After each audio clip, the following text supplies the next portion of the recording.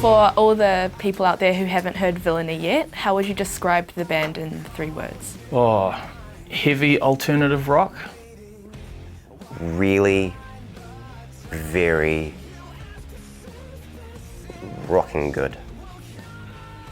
Rocking good is one word. Okay, for you personally, when did you first find your passion for music? Like being a preschooler, I've always loved music. I was obsessed with pop stars and stuff, and as a kid, like, I thought Michael Jackson was the coolest person in the world. You know, as I grew up, I discovered, rock music and the sort of, the energy that comes along with playing loud, angry music. My mom is a music teacher. We had a room full of all kinds of instruments. Some of them I still don't know what they were called, so it's kind of always been there. My parents bought me a guitar when I was, I think, maybe 5 or 6. It's got teeth marks in it because I used to gnaw on things when I was much smaller and also more recently. When I first realised that I could play a song that I recognised on this instrument, it blew my mind. Like being able to play Stand By Me was one of the very first songs I learned how to play, and it just did my head in that I was able to be the guy who could I could facilitate a sing-along. You know how powerful that is? It's insane. What has been the most nerve-wracking or exciting moment of your music career so far?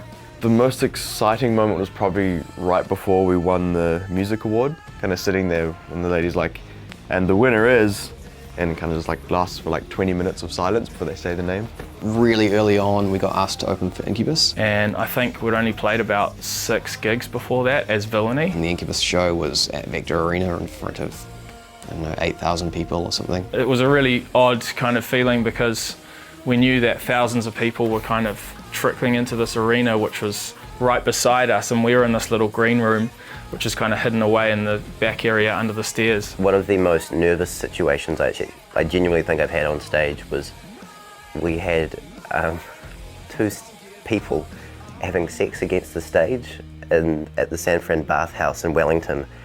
It was so weird. The guy next to him kept on touching the guy's arm, and I think that's probably the most uncomfortable I've been on stage, and probably in playing music in general. Your new album, Dead Sight, when is that coming out?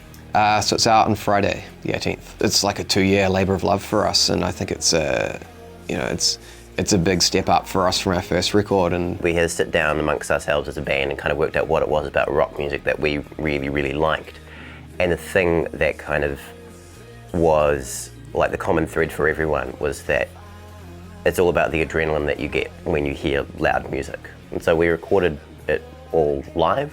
As a band, we were in Melbourne for about over 2 months together, living in the same house, getting into each other's spaces and eventually going insane in the process. Well, the new album's a lot heavier than the last one. But at the same time, there's real songs under all of that, so which is kind of sums up what our band is really like. So on Friday we actually start a tour of New Zealand. We're doing 13 dates, and that's we're out with Devilskin as well on that, so it should be really cool. We're pretty high energy on stage, and we don't cut corners. We're 4 dudes playing instruments on stage for real. What advice would you give to young musicians? It's definitely a tough road, but I think it's the same as anything in the kind of wider creative industries. Like, you just need to be not realistic at the start, but you need to understand that that you really need to want to be doing that. So it's not an easy path, but it's